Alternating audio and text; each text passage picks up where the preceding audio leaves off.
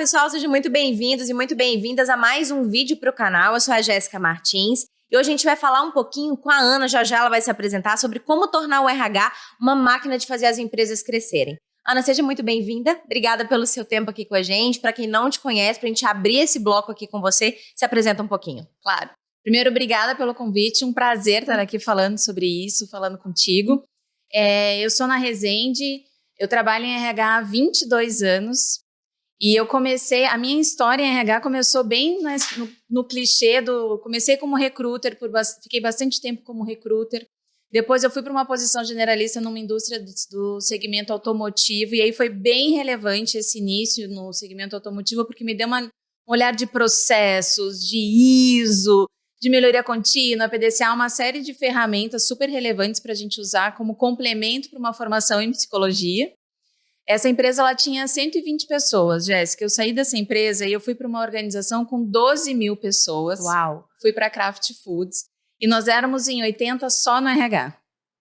Caramba! Então eu saí assim de um tubarão no aquário para uma sardinha em alto mar. Foi um momento bem importante de ganho de consistência técnica, porque a Kraft Foods tinha muita ferramenta já bem estabelecida em termos de recursos humanos, trabalhava com consultorias super renomadas, mas teve uma questão também de aprender quem sou eu no meio de tanta gente em RH. Então eu vejo que a Kraft ela foi muito importante para a minha consistência técnica, mas também para a minha construção como quem é a Ana no muito RH, bom. Quando tem tanta gente fazendo a mesma coisa do Muito meu bom. lado, né?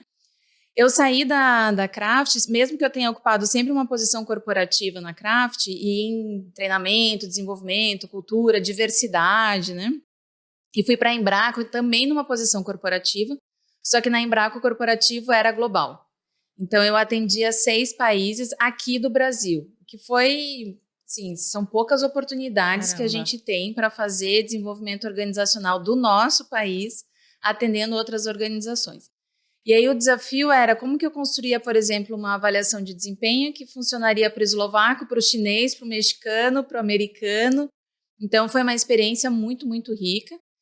E aí eu vim para Florianópolis para trabalhar na Imaginário, que aí é outro bicho. Por quê? Porque eu sempre me senti, por mais que eu tenha tido excelentes experiências nessas organizações maiores, eu me sentia meio a ovelha negra da família. Eu queria inovar, eu queria sair da caixa, eu queria trazer coisas diferentes. E o esforço era sempre... aquela matemática não estava fechando, né? Por causa de quê, na sua visão? Deixa eu aproveitar para abrir essa aspas aqui. Claro.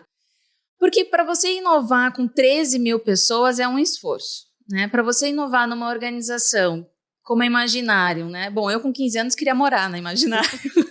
Quem não? E então, quando o produto da empresa é a criatividade, é a inovação, eu falei, pô, tá aí o lugar para eu me descobrir, né? Porque uma coisa era, eu queria ser a inovadora, construir coisas diferentes, mas como eu nunca tinha tido um terreno tão fértil como a Imaginário, eu realmente não sabia exatamente quem era eu nesse cenário, né? A experiência da Imaginário foi bem interessante, só que aí eu recebi um convite para ir para... Irrecusável pela sua cara, né? Então, eu te confesso que em 2015 eu não tinha muita noção do que era startup, o que era tecnologia, eu não tinha noção que ia virar tudo que virou, sabe? Mas eu me senti muita afinidade com os fundadores da Resultados Digitais.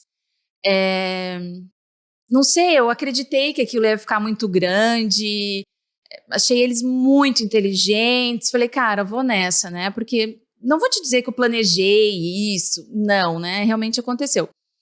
E o desafio na Resultados Digitais foi muito relevante, Jéssica, porque nos 2 primeiros meses eu pensei, cara, todos esses anos que eu tenho não estão valendo de nada, estão me atrapalhando.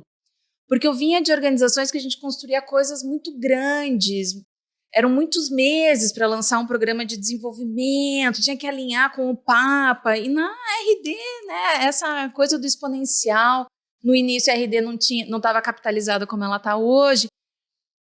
Então, assim, eu propunha algumas coisas que não tinham nada a ver, né? Mas o pessoal sempre muito paciente e aí, enfim, fui aprendendo esse jeito escalável e previsível de fazer RH. Mais uma aspas importante. Como foi que você percebeu que toda a construção da tua experiência não cabia naquele lugar, né? E como que foi que você virou a chave? Que eu acho que grande parte das pessoas que acompanham aqui o canal e os meus conteúdos passam por esse processo de autodescoberta de novo, né? Sim. Que é um pouco do que eu acho que você viveu na sua jornada, de entender como que toda a minha experiência, obviamente, eu falo sempre que a gente tem que ter um respeito muito grande pela nossa experiência e colocá-la numa caixinha, né? E depois a gente vai lá com cuidado, volta com ela para entender o que tem a ver com tudo isso dentro do digital. Mas como é que eu não perco tudo isso que eu vivi, mas também tudo isso que eu vivi não enquadra agora, né? Como é que foi esse dilema para você? Olha, eu ia percebendo em coisas pequenas, assim, Jéssica, desde a idade das pessoas, né? Talvez no início eu era 10 anos mais velha do que todo mundo, fora o presidente da empresa, então ali já vem uma questão de geração, de roupa, Eu lembro que as primeiras peças de comunicação interna que eu tinha que aprovar eu não entendia, porque eram séries que eu não via, sabe? Entendi. Seriados que eu não acompanhava, palavras que eu não entendia. E eu lembro que eu comecei a propor algumas coisas, até em termos de diagnóstico, de pesquisas, e aí o Eric dizia, Ana, não tem tempo para isso. Testa num grupo pequeno. E aí sim, eu fui ler o Lean Startup, fui entender essa coisa de começar pequeno, depois expandir, de lidar com naturalidade com o erro. Perfeito. Né? Mas o que mais me mexeu, assim, e que no final foi uma grande surpresa, foram as relações horizontais, né? De que, independente de eu ser diretora, as pessoas falavam comigo de qualquer, né? Da mesma maneira que falavam com os pares. E eu via, assim, essa fluidez, né? Não tinha aquela burocracia, aquela politicagem. Acho que a ausência de politicagem foi o que mais me encantou. Então, como não tem politicagem, as coisas fluem. A tua ideia é só uma apresentação de ideia, não precisa fazer... A agilidade é a consequência Exatamente. disso, né? Não é agilidade pela agilidade, né? Exatamente. E eu vinha... Bom, o meu primeiro desafio foi escalar o time, é claro. E eu vinha de uma escola que a gente contratava consultorias para isso. Né? Por quê? Porque o hard skill era muito relevante. Mas numa startup que está escalando é soft skill. E só a gente sabe o soft skill que a gente quer. Então, foi uma quebra de uma série de crenças de que as coisas podem ser e devem ser feitas de um jeito diferente que... Bom, eu sou encantada com esse jeito hoje. Não saio desse mindset mais.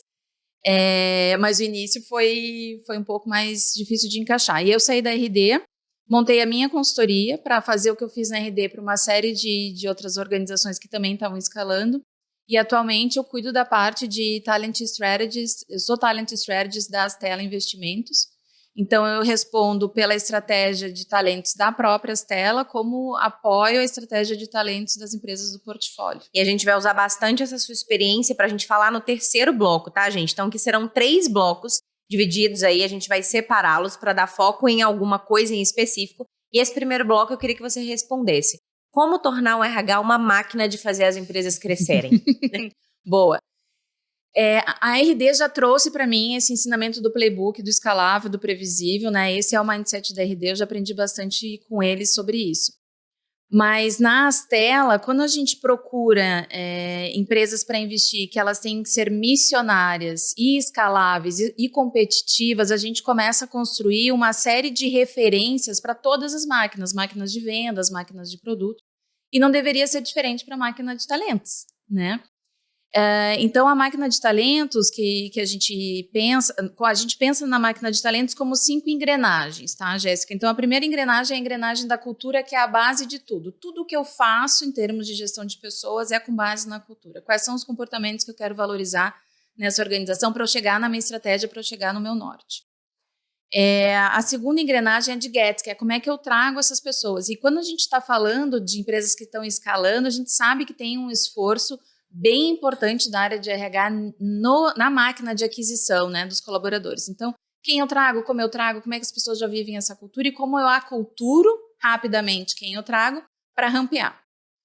A terceira engrenagem é a engrenagem de Grow, e eu gosto de pensar no Grow, desenvolvimento, performance e reco-reco, recompensa e reconhecimento, né? Para mim não faz sentido, quando a gente está falando numa empresa que escala rápido, eu separar performance de desenvolvimento. Aquilo que eu estou performando tem que me desenvolver. Perfeito. E o que eu preciso me desenvolver vai ser dentro da performance. A gente tem que usar o 70-20-10 na veia. A gente não tem tempo de separar, agora eu estou me desenvolvendo, agora eu estou entregando. Não, o importante é que a gente faça um plano que entregue os dois para os colaboradores. E por mais que a gente saiba que normalmente no início essa empresa não está capitalizada, mas que ela tenha pelo menos algumas regras de meritocracia para as pessoas irem percebendo que quando eu me esforço, quando eu entrego, quando eu me desenvolvo, eu tenho um reconhecimento por isso, financeiro, emocional, que seja.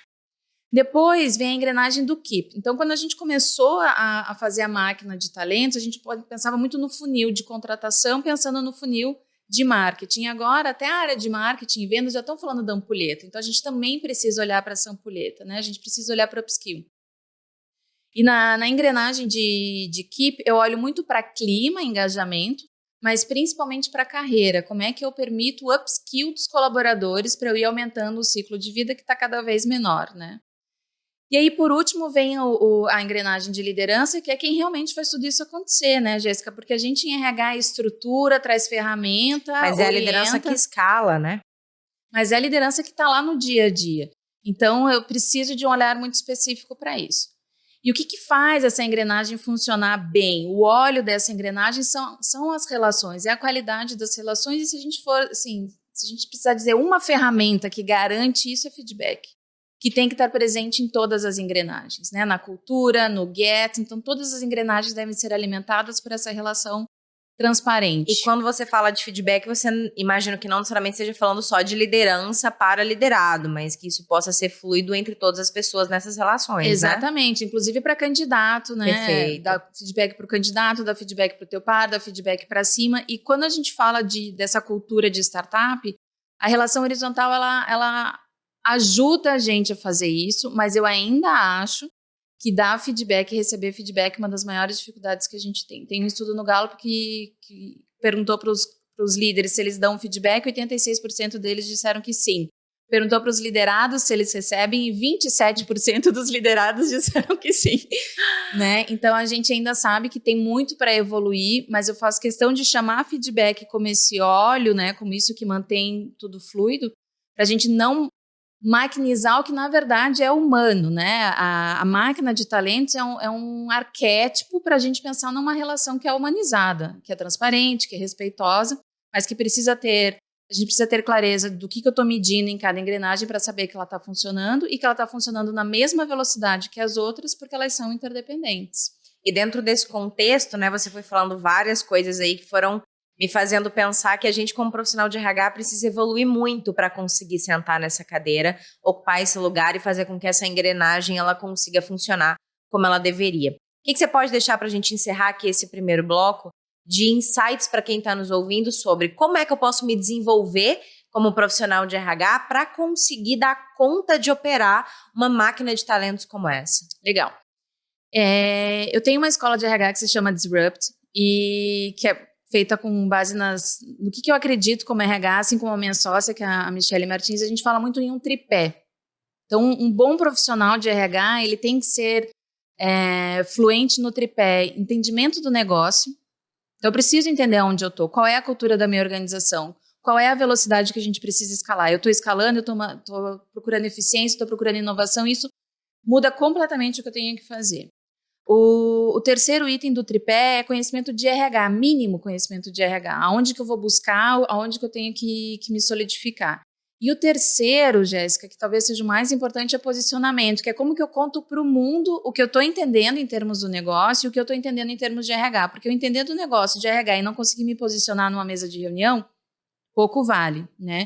Mas a gente sabe que eu preciso ter segurança que eu estou entendendo o negócio, que eu entendo minimamente, ou pelo menos o suficiente de RH, para daí eu conseguir me posicionar. Por isso que a gente trabalha com um tripé, né? Então, o que a gente vê é uma série de profissionais que sabem muito mais do que dizem, né? Porque o tripé porque a base e posicionamento não está bem solidificada. Então, a gente sempre fala isso, né? Faz um self-assessment nesse tripé, aonde que você está devendo mais para a tua organização, é conhecimento de negócio, entendimento da engrenagem que a organização está precisando mais, ou é o teu posicionamento no mundo, e aí faz um plano de desenvolvimento para resolver isso, né?